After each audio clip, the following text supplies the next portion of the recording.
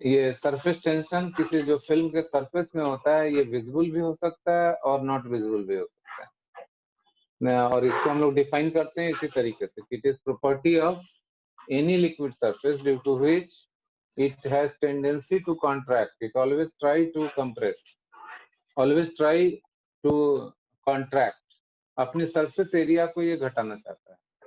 हर एक लिक्विड का जो फिल्म होता है उसकी टेंडेंसी इसी तरह की होती है और इसी प्रॉपर्टी का नाम है सरफेस टेंशन। इसी को कैलकुलेट करने के लिए मैथमेटिकल एक्सप्रेशंस हैं जिसके थ्रू कैलकुलेशन होता है। तो ये कॉन्सेप्ट आप समझिए कि पहले सोप सॉल्यूशन में डिप करके इस वायर फ्रेम को निकाल लिया और ये जो थ्रेड लूप था इसको वाटर में डिप करके गीला कर लिया और इसके ऊपर जस्ट जेंटली चिपका दिया और जैसे ही इसको आप निडल से प्रिक करेंगे इमीडिएटली ये सर्कुलर शेप में आ जाता है। Practically also you can see, practically ऐसा होता है, सचमुच ऐसा होता है। This is because of surface tension of the which has got tendency to shrink। तो ये जो वायर है जैसे ही इस हुक को ओपन करेंगे this sliding wire will go back, it will slide in backward direction, slides in backward direction due to surface tension of the film. ये film जो है इस वायर के ऊपर हर जगह फोर्स लगाता है, ये अपनी सरफेस एरिया को घटाना चाहता है, इसलिए ऐसा होता है। It has tendency to reduce its surface area. Consider AB is an imaginary line. AB is an imaginary line within the soap film.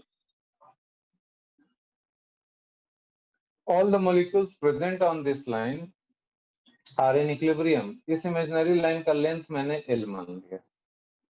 तो इसके ऊपर जितने भी मॉलिक्यूल्स होंगे ये सोप फिल्म का जो मॉलिक्यूल है all are applying forces on all the particles. Similarly from this side also force applied by the film is F। दोनों साइड से फोर्स F लग रहा है। F क्या है? Force applied by film surface on molecules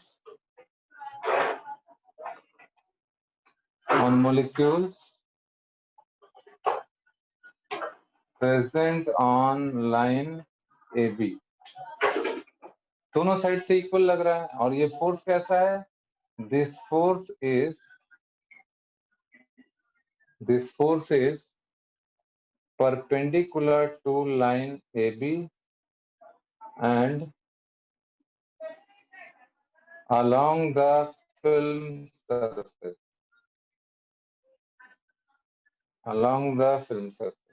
इस force की दो खासियत है, एक तो इस लाइन के परपेंडिकुलर है, दूसरा ये जो सोप फिल्म है उसके सरफेस के टेंजेंशियल डायरेक्शन में काम करता है। तो कोई भी सरफेस फिल्म जो है ये फोर्स जो लगाता है that is along the surface and perpendicular to the line under consideration. ये लाइन हम लोग छोटा रखें या बड़ा रखें कोई फर्क नहीं पड़ता है। अगर छोटा रखेंगे लाइन तो मॉलिक्यूल की संख्या कम हो जाएगी, फोर्स का मैग्नीट्यूड कम हो जाएगा। So experimentally it is observe that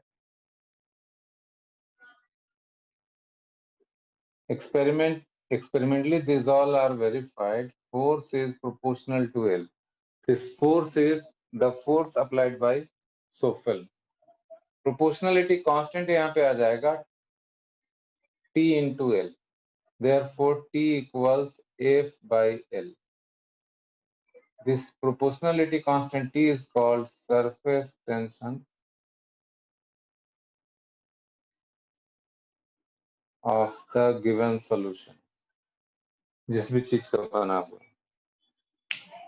तो आप ये देखिए L छोटा रखेंगे फोर्स भी छोटा हो जाएगा, रेशियो सेम आ जाएगा। अगर लेंथ ज्यादा बड़ा रखेंगे फोर्स भी बड़ा हो जाएगा, रेशियो फिर से सेम आ जाएगा। तो surface tension does not depend on the position of this line, length of this line, orientation of this line. ये लाइन मैंने यहाँ लिया है, ये लाइन कहीं भी लिया जा सकता है, यहाँ लिया जा सकता है, यहाँ लिया जा सकता है। उससे डेफिनेशन पे कोई असर नहीं पड़ेगा। This surface tension is not dependent on the nature of this plant. छोटा ले रहे हैं, बड़ा ले रहे हैं, टेढ़ा ले रहे हैं, उससे कोई मतलब नहीं। It is a purely scalar quantity, और इसका एसआई यूनिट जो होगा, एसआई यूनिट इज न्यूटन पर मीटर और स्केलर क्वांटिटी। कोई मैंने यहाँ लिखा T increases with increasing temperature and vice versa।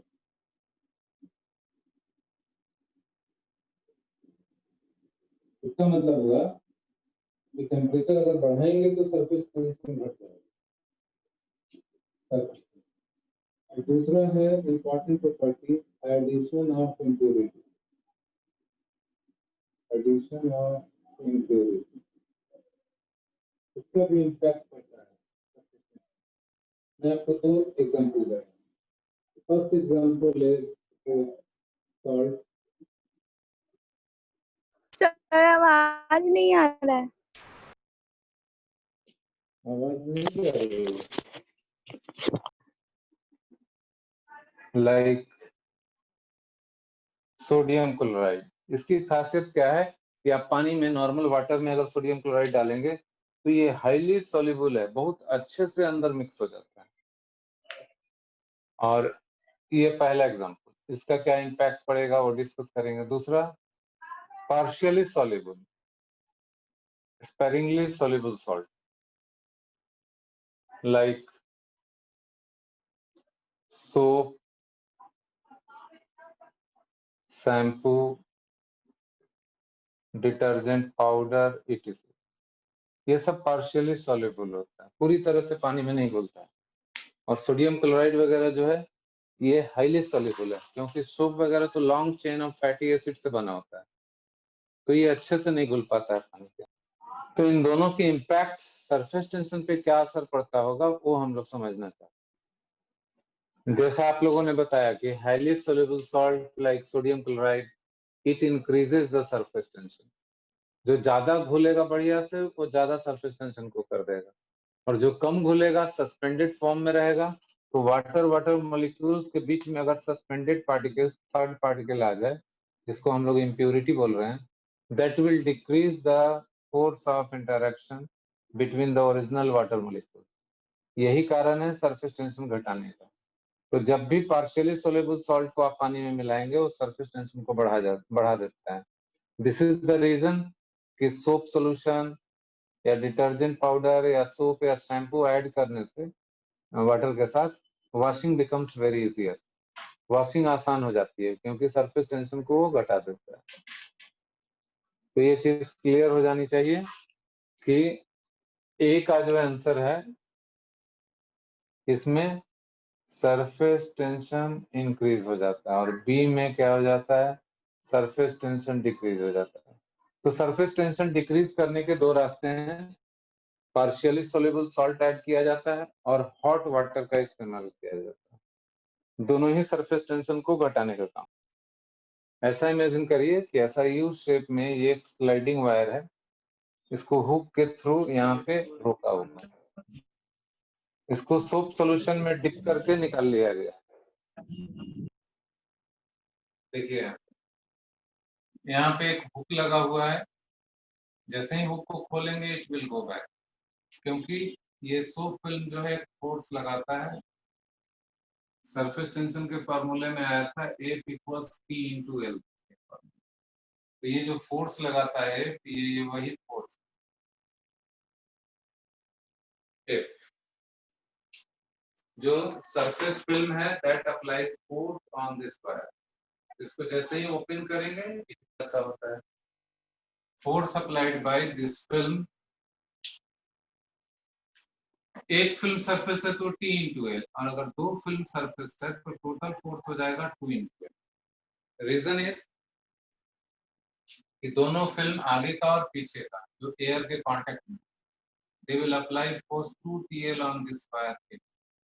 अब इसके ऊपर एक्सटर्नल एजेंट फोर्स लगा रहेगा, स्लोली पुल करना। So force applied by external agent भी उतना ही होना चाहिए, टेंडिंग टू 2TL।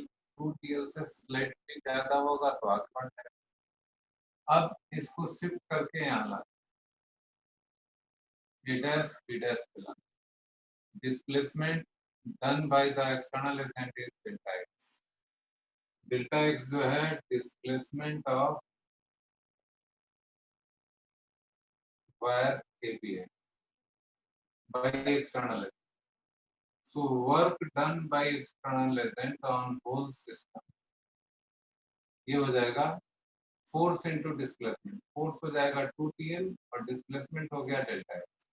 इसकी वैल्यू हो गई T into 2L delta x. अब 2L डेल्टा x क्या है वो समझिए. ये लंबाई है L और ये थिकनेस है डेल्टा x. तो ये पूरा इसको शेड कर दें तो ये जो डिस्टेंस है ये जो पोर्शन है शेडेड पोर्शन इसका एरिया है L डेल्टा x. यहाँ है 2L इंटू डेल्टा x. तो फिल्म तो फ्रंट साइड में है और बैक साइड जो एयर के कांटेक्ट में दोनों साइड फिल्म का एरिया इंक्रीज हुआ. तो 2L डेल्टा x को हम लोग लिख रहे हैं delta s. Total change in surface area of the film. Total change in surface area of the that is 2L delta x. So work done by external agent is equal to T into delta x. तो surface tension का formula हो गया total work done per unit area या delta W equals T into delta S. इसको समझिए कि ये formula क्या है. इस फिल्म के एरिया को बढ़ाने के लिए इतना वर्क डन करना पड़ा T इंटू डेल्टा S. ये सारा वर्क डन जो किया जाता है बाय एक्सटर्नल एजेंट इस फिल्म के अंदर स्टोर हो जाता है. ये वर्क डन कैसे होता है. एग्जांपल के लिए आप सोप बबल का एग्जांपल ले लीजिए या बैलून का एग्जांपल ले लीजिए. बैलून को जब हम लोग ब्लो करते हैं तब उसका साइज बड़ा होता है.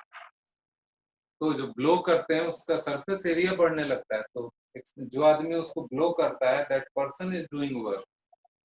वही उसके फिल्म में स्टोर होता है. और जब वो बस्ट करता है तो इतना सारा साउंड एनर्जी निकलता है and particles of the balloon spread here and there.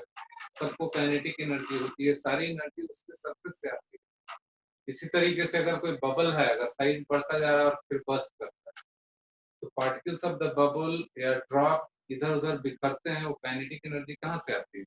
इसी फिल्म के अंदर जो एनर्जी होती है. जैसे ये सोप बबल तो ये इसका फिल्म ये बबल है.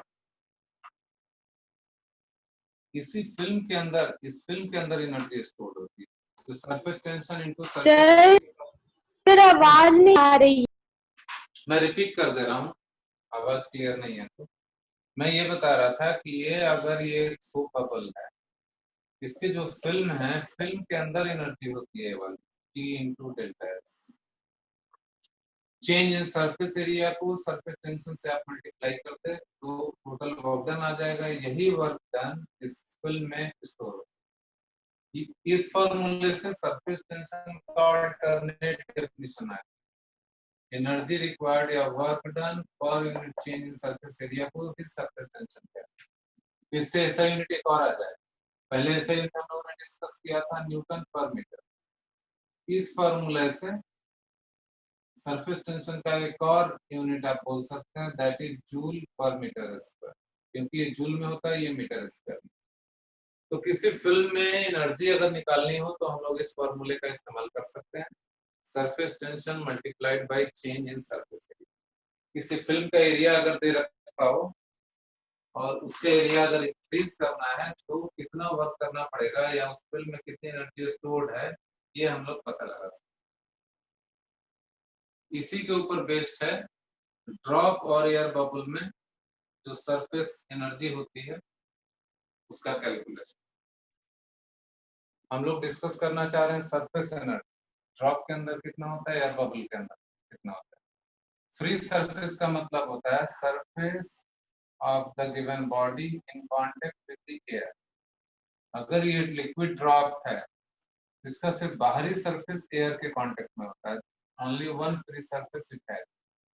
और अगर ये कोई बबल हो पानी के अंदर देखिए पानी के अंदर है ट्रैप, और इसका रेडियस है आर। ये बबल है, एयर बबल, इसका भी रेडियस आर ही है। देखिए its radius is also r, इसका भी आर, इसका भी है। इसके बाहर में लिक्विड है और अंदर में एयर, तो दोनों को एक एक फ्री सरफेस है। तो जिसको भी वन फ्री सरफेस होगा उसके लिए हम लोग अलग फॉर्मूला करेंगे, और जिसको दो फ्री सरफेस होगा उसके लिए अलग फॉर्मूला होगा। तो इस फॉर्मूले का अगर इस्तेमाल किया जाए कि ये ड्रॉप को बनने में कितनी एनर्जी लगी, एक तरीके से हम लोग जो कैलकुलेट कर रहे हैं कि during formation of this drop इसके फिल्म में कितनी एनर्जी स्टोर्ड है वो कैलकुलेट कर रहे हैं। तो टी और 4 डेल्टा एस हो जाएगा change in surface area, delta W equals 4 pi are square T. There is only one free surface, तो delta S is 4 pi are square minus 0।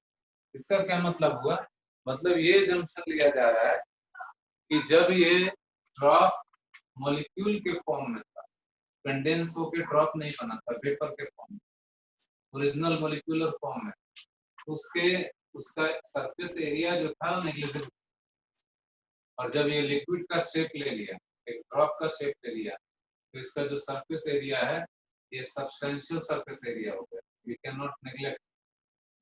इसीलिए change in surface area 4 pi are square minus 0। कि जब ये liquid drop बन गया तो इसका surface area है 4 पाई आर स्क्वायर, और जब ये कंस्टिट्यूएंट पार्टिकल के फॉर्म में था तो इसका सरफेस एरिया था 0। तो चेंज इन सरफेस एरिया हो गया 4 pi are square minus inside the bubble and outside the bubble, अंदर और बाहर दोनों साइड एयर। तो इसका साइज अगर बढ़ाएंगे तो फिल्म अंदर भी बढ़ेगा बाहर भी बढ़ेगा। तो यहाँ पे चेंज इन सरफेस एरिया आप 2 टाइम्स लें, 4 pi r square minus 0, it is 8 pi r square. Therefore work done in this case is 8 pi r square. तो now onwards आप ये दोनों फार्मूला याद रखिए आप लोग कि वन फ्री सरफेस वाले फिल्म में इतनी एनर्जी स्टोर होती है, और डबल फ्री सरफेस वाले में, दो फ्री सरफेस वाले में इतनी एनर्जी स्टोर होती है। इस बात का एग्जांपल आप, इससे आपको समझ आ जाएगा। We can take example to understand this result. Same size का एक लिक्विड ड्रॉप लिया जाए और एयर बबल लिया जाए, दोनों अगर बस्ट होते हैं तो बबल रिलीजेस मोर एनर्जी। आपको साउंड एनर्जी के बबल के फूटने के बाद ज्यादा सुनाई पड़ता है, बबल के पार्टिकल्स भी ज्यादा दूर दूर गिरते हैं। ड्रॉप जब गिरता है तो उसका साउंड बहुत कम आता है, साउंड एनर्जी कम रिलीज होती है और उसके पार्टिकल्स पास पास ही गिरते हैं।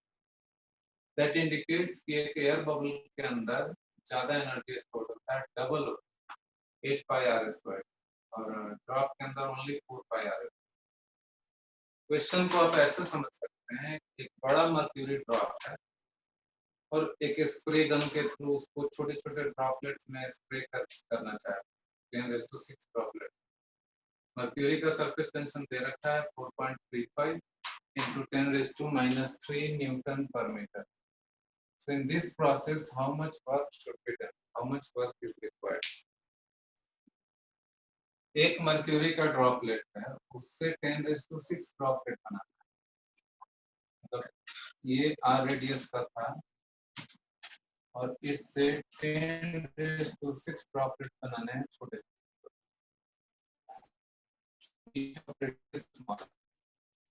तो आप वॉल्यूम कंजर्व कर दीजिए, volume conservation 4/3 pi r cube equals 4/3 pi r cube multiplied by n. n is this number. तो चूंकि ये ड्रॉप है, ड्रॉप में वॉल्यूम नहीं बदलता, लिक्विड में ये बबल में वॉल्यूम चेंज, ड्रॉप में वॉल्यूम कंजर्व रहता है।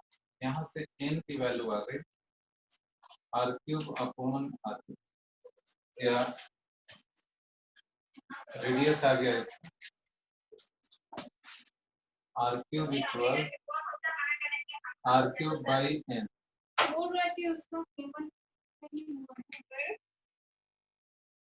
स्मॉल r³ की वैल्यू जो हो गई capital r³ by n। This is the formula. अब हमें वर्क डन निकालना। इनफैक्ट ये वैल्यू डाल के हम लोग कैलकुलेट भी कर सकते हैं। कैपिटल आर क्यूब जो है यहाँ पे रेडियस इज 10 सेंटीमीटर 1 सेंटीमीटर, तो इसको ऐसे ही छोड़ देते हैं अदरवाइज। और एनर्जी जो वर्क डन चाहिए, यहाँ सरफेस एरिया इंक्रीज हो रहा है, number of particles are increasing, तो सरफेस एरिया यहाँ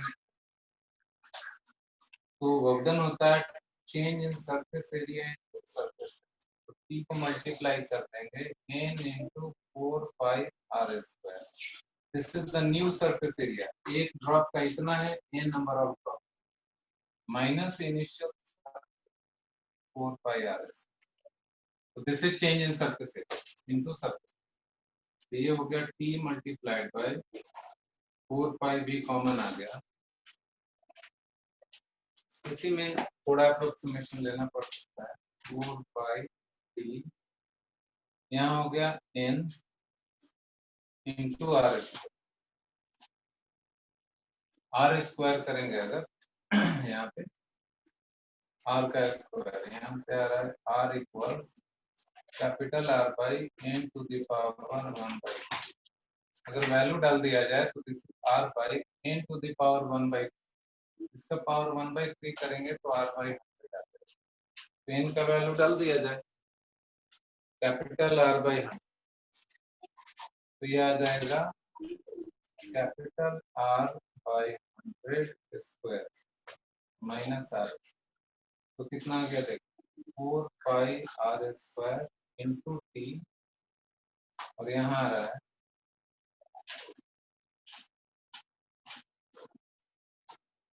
यहाँ एक टर्म रह गया,